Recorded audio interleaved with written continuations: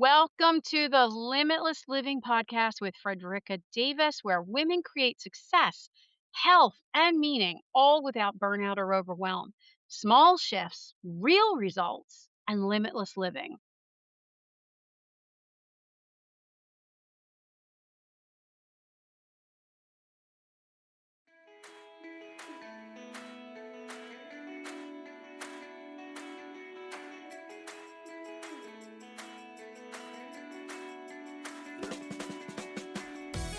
Hello, and welcome back to the Limitless Living podcast. I'm your host, Fredricka Davis, wellness expert, entrepreneur, speaker, and creator of the Limitless Reset Method. If you're new here, welcome. And if you've been listening for a while, thank you so much for spending a little bit of your week with me. It really means more than you know. So it's Tuesday, and here on Sustainable Success Tuesdays, we don't just talk about success. We talk about building a life, a business, and a version of yourself that actually feels good to live. Because honestly, I don't believe success should come at the expense of your health, your relationships, your peace, or your joy. I believe success should support your life, not slowly drain it. So last week we talked about something that resonated with so many of you, and that was about why you feel stuck even though you already know what to do, or likely you know what to do.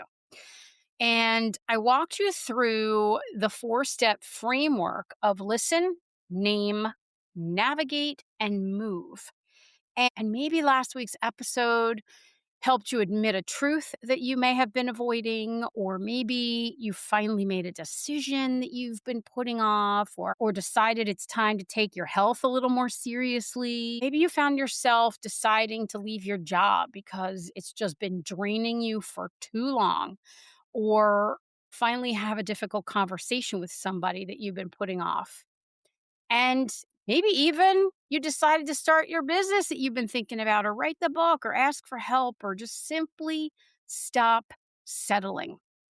If you did, first, I want to say kudos. I am incredibly proud of you.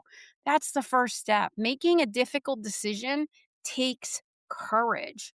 And what I've learned after literally more than 40 years in wellness, business, and working with women is that making a decision isn't actually the hardest part.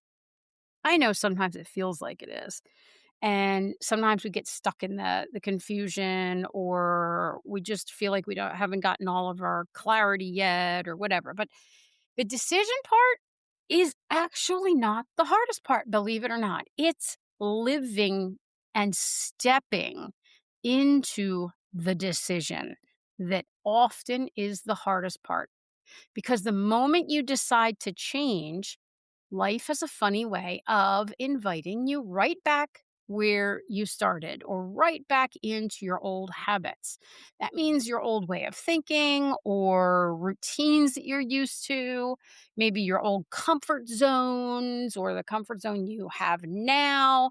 And you just don't expect that because you get caught up in the excitement of it. And then if you don't fully step into it, you start to believe with all of these old habits seeping back in, or thought patterns, or fears, and you start questioning things, and you start believing that maybe made a wrong decision. When really, it's very likely that you're experiencing resistance.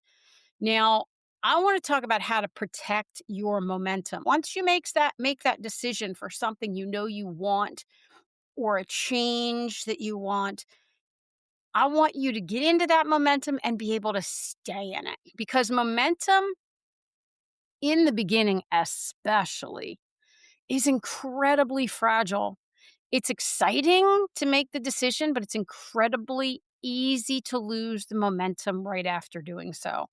So, have you ever noticed how easy it is to get all fired up after a conference or a workshop, or maybe it's a great book you read that struck a chord, or a positive and inspiring conversation you had with somebody, or a coaching session, or maybe it's even one of these podcasts. And you start thinking to yourself, that's it. Everything's going to change. I got this. I'm doing this. And then all of a sudden, you take a peek and you see that the laundry is still there, or Monday rolls around with all that is entailed with that. Email starts rolling in. The kids still need things. Maybe clients call, or bills come in, or you get sick, or life happens. You get the picture. Car breaks down, whatever. And then somehow that exciting decision gets pushed off until tomorrow. Or then maybe it's next week. Yeah, okay. Well, next week didn't work out. I'll get to it someday. I know I'm going to get to it. I'll get to it someday. Have you thought things like this? I have, if I'm being truthful. And here's the thing. It's not because you didn't mean it when you said you wanted to change. It's not because you're lazy either. It's because you didn't build a way to protect the momentum when you first made the decision. Now, I think about momentum kind of like planting a seed. When you plant a seed, you don't dig it up every day to see if it's growing. You're not uprooting it and disturbing it and questioning it, right? You are watching it, but you're protecting it. Chances are you're watering it, you give it sunlight, the right conditions. Maybe you put a little glass or plastic dome over top of it to keep the moisture in there and keep it humid. Well, that's almost like a little protective bubble, right? When we do that, and you're getting that little seed to start growing, and you're really caring for it and giving it the right conditions. Well, the same thing is true for change. If you don't protect it in the early stages, especially in the early stages, then that momentum that comes with it, it never has a chance to become strong and carry you through. So, I want to give you a few shifts to help you with this so that you can hold on to that momentum and move forward with whatever changes it is that you have in your hopes, your dreams, and in mind for yourself. So, number one, stop announcing everything. So, something I have learned over the years, I've watched so many people do it, but not every dream needs an audience. Now, there is a lot to be said for writing things down that you want, writing your dreams down, putting it on paper, saying it out loud, even telling somebody to help make it real. But you want to be really selective with this. Not every decision needs a social media post. I promise you. Not every change needs everyone's opinion. And sometimes we announce things because we are simply so excited. Yet other times, even underneath, and we might not even realize it in the moment, we are announcing them because we're looking for validation from others. Now, if you've got a trusted friend who's positive, who always cheers you on, who you know is going to be in your corner and help you move towards this, that's different.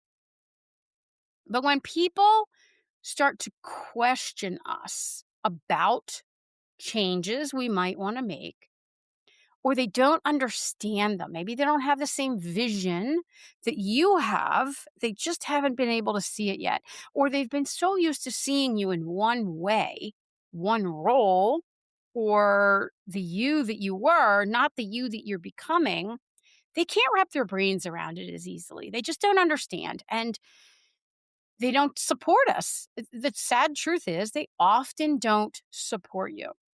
This can also come from them watching you want to change, or actually even making the changes. And it can be a reminder to them that they have not yet. And they might not mean to be unsupportive, but because it reminds them what they wish they were doing, but they aren't doing, even if it's a different dream, that can be uncomfortable for the people around you. So be very cautious about who you're announcing everything to. And some dreams, especially in the beginning, they grow better in private and they grow and build momentum based on your own actions. So some changes need room before they're ready to be shared. Protect your momentum by protecting your peace. You don't owe anybody an explanation about what you're becoming, who you're becoming, why you're becoming, or while you're becoming, whatever it is that you're becoming. Now, shift number two is going to be make your first win a small one. Now, I'm all for the big wins. That's great. But this is where I see a lot of you get tripped up. You make one big decision. You're going to overhaul this. You're going to overhaul that. I don't care whether it's your disorganized house or you're going to overhaul your diet or you're going to overhaul your business or you're going to overhaul your marriage. You're going to, whatever it is, doesn't matter. Then you immediately expect yourself to become this entirely different person overnight or accomplish like this monumental set of tasks overnight. And we'll use the example of I've decided I'm going to get healthy. Okay. Now that's a great goal and a great change in your life. And that's something we should all be striving to become healthier, right? But what happens is we often look at this as this giant thing and we start to want to overhaul everything. Overhaul my exercise, overhaul my eating, overhaul my schedule, overhaul my sleep, overhaul everything all at once, right? And because that becomes too big, too overwhelming, and too big of a task, we get derailed really easily. So, what if we just started with one walk? So, if you're not walking at all, what if you just said, I'm going to do one walk this week? I know that is going to feel like a snail's pace of improvement. However, one walk this week, if you weren't doing any at all, is a huge improvement. Shoot for the 10% rule, I always say. If you're doing nothing, do 10% more. If you're doing, 10% of nothing is nothing, really, I guess, right? But you get the picture. To do one thing. And then if you're doing 3 days of 30 minutes a week exercise, add another 10 minutes to each day. That's not much, right? Add another 5 minutes to each day. You get the picture. So, how about adding one balanced meal or one glass of water or one workout, one promise that you keep to yourself? I'm going to say that one again. How about adding one promise that you actually make to yourself and keep? Because here's what we are really building in all of this as I'm talking about this. We're not just building results and focusing on results, results, results, results all the time. It's more important for you to build self trust because every time you keep one small promise to yourself, you become someone who trusts yourself a little bit more, and then a little bit more, and then a little bit more, and so on. Now, this really matters in the scope of everything in your life and who you become. So, shift number three, I want you to remove the friction. And can I just tell you something? I don't really rely on willpower nearly as much as people think.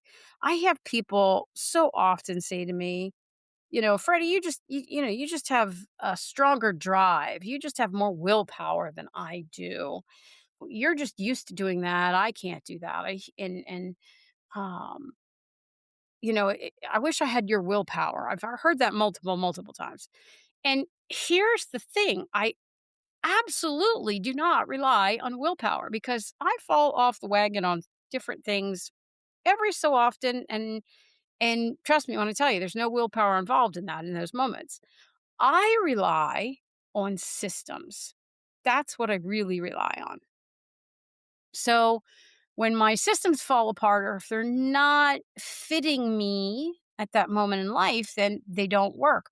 But when you find the right systems, when you create simple systems, in your life that fit you and your life, things start to fall in place.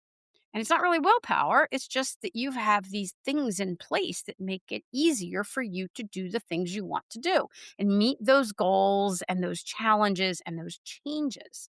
So, for example, I want to walk more. I have made a very conscious effort that my body needs to move and walk for multiple reasons because I have autoimmune disease, I have psoriatic arthritis, I have fibromyalgia, I have chronic Lyme.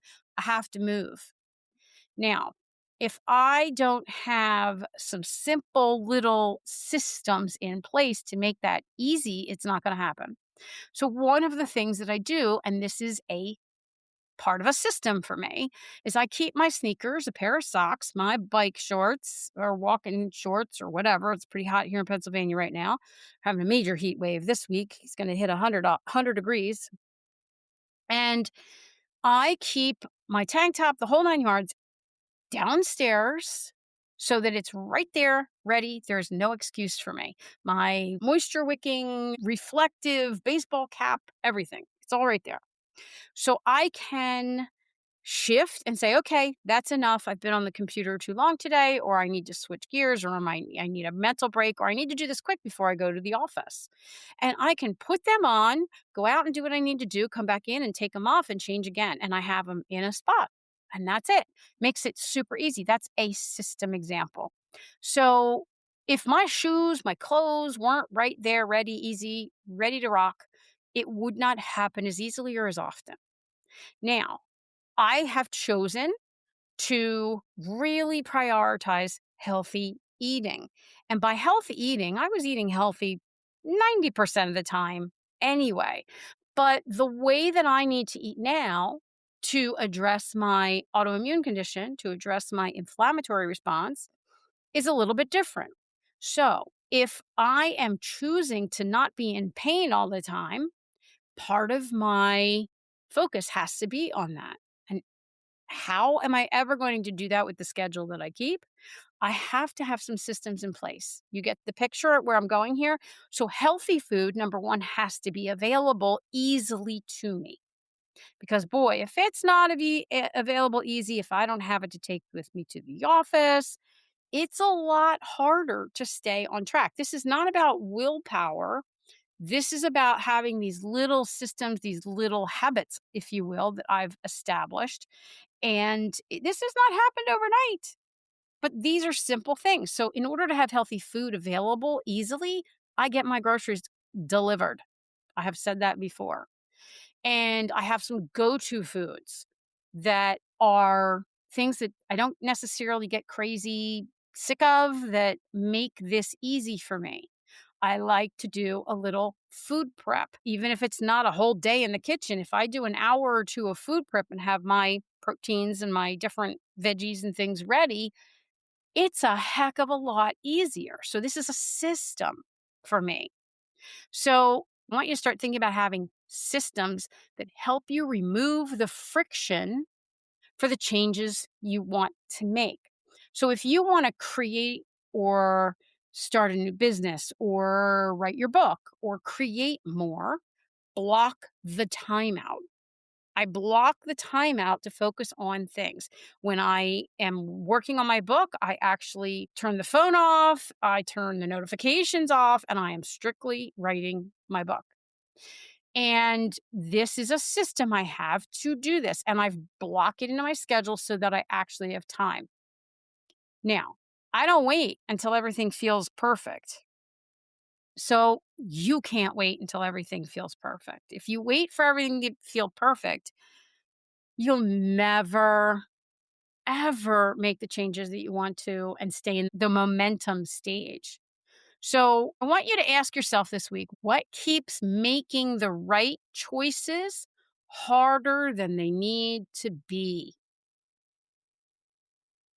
What are those obstacles in your world that are making the right choices harder than they need to be? And then I want you to remove one obstacle. That's it. Doesn't have to be 10. Maybe you're going to remove the obstacle of grocery shopping and you're going to have it delivered. Maybe you're going to, and everybody, while you're listening to this, I just want to tell you, I spend less money. I don't buy things I don't need because I see them while I'm in the store. I save time and I can actually sit on the sofa with my husband and enjoy his company while we're maybe watching a TV or something. And I'm grocery shopping. Bim, bam, boom. It shows up to the door the next morning. That's all I'm going to say. But for you, maybe one of the obstacles you're going to remove is the constant meal preparation or the not knowing what to cook each night or not having enough time. And you're going to choose to establish a system of some meal prep. Maybe it's going to be putting your phone in another room while you work or laying out your clothes the night before or having a special place that your workout gear is in that's easy to access all the time. So, success isn't always about doing more. Sometimes it's about making the right things easier, making your choices fewer, reducing decision fatigue, making things easier. Now, shift number 4, this is expect resistance. It is almost guaranteed. Just learning how to expect resistance has definitely changed the way I see things and my life because just because something feels uncomfortable doesn't mean it's wrong. In fact, in my experience, the discomfort is often proof that you're growing and you're probably moving in the right direction. When I actually started my businesses, I was petrified. It was very uncomfortable. When I wanted to grow, each time I wanted to grow my business and expand into a new location or try a new service or take a new class or change our menu or whatever, it was always uncomfortable. It still can be every once in a while in business. When I wanted to pivot and I found myself years ago winding up in a coaching capacity with people, and then I wanted to train to do that more formally.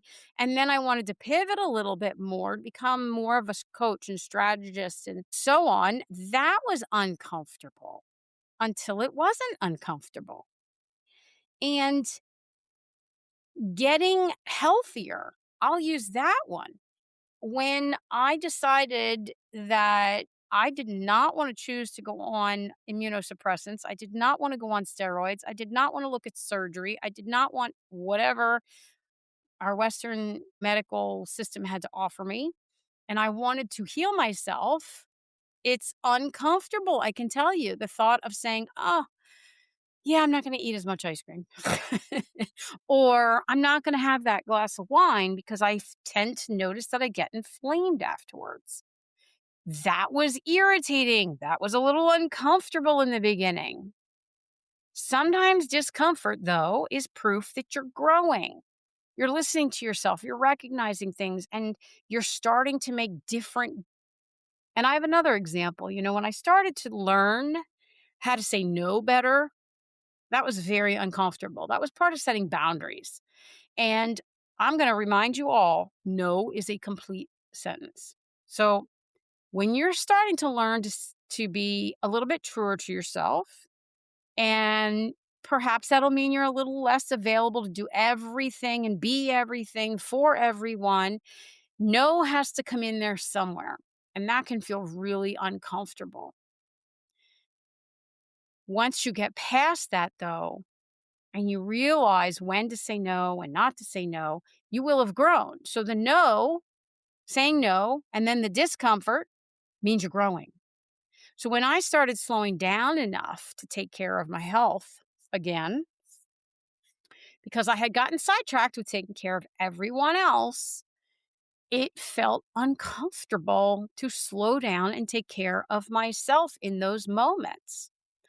And it was not because what I was doing was wrong, it will feel uncomfortable simply because it is feeling unfamiliar. Your brain loves familiar. Your nervous system loves familiar. Even when familiar isn't serving you, even when it's not good for you, even when it's not safe for you, if it's what is familiar, your brain and your nervous system will often keep pulling you back to it because to your brain and your nervous system, initially, what is familiar feels safer than what is unknown. So don't mistake unfamiliar and uncomfortable for it being wrong. So shift number 5 is protect who you are becoming. Now, this may be one of the most important things I say today. It's stop measuring yourself by only your results. Instead, start measuring yourself by alignment. And that goes for whether you're measuring results on the scale by a number or dollars and cents in your business. And yes, these are all good metrics for whatever you might be doing, whether or not it's working. But they can be overwhelming. They can stop you in the tracks. And one bad day, one bad number can take away all that momentum. So when you are measuring yourself by your efforts and by the alignment that you are experiencing, that can make all the difference in the world. So ask yourself, did I make decisions today that matched the woman I'm becoming? Is what I'm doing in alignment with who I want to become, who I am becoming? So maybe you didn't lose the weight yet. Maybe the business isn't where you want it to be yet. Maybe life is still feeling a little too messy. But did you show up differently today, yesterday, this week? Did you keep your word? Not just to everybody else, but to yourself. Did you choose courage over comfort? Did you choose no over appeasement? These are all victories. Did you choose no over self sacrifice? These are all victories too. And identity, your identity, needs to change before the results will start to become visible. So, this week's challenge that I want to leave you with is I want you to write one sentence and I want you to complete this. The woman I'm becoming is someone who. Finish that sentence, write it down. Maybe it's someone who keeps promises to herself. Maybe it's someone who prioritizes herself. Maybe it's someone who speaks up. Maybe it's someone who protects her peace. Maybe it's someone who takes care of her body. So, what is yours? Now, every decision you make this week, I want you to ask yourself one question about that decision. Does this decision belong to the woman I'm becoming? Or does it belong to the woman I'm leaving behind? That one question has the power to change everything. Now, I've got one more reflective question for you for this episode, and then we're going to close. Where am I expecting momentum without creating the conditions for it to grow? Ask yourself that. Where am I expecting momentum without creating the conditions for it to actually grow? Sit with this for the week. Journal about it. Be honest with yourself. And again, like everything we talk about, awareness is really where everything starts. And that's where change begins.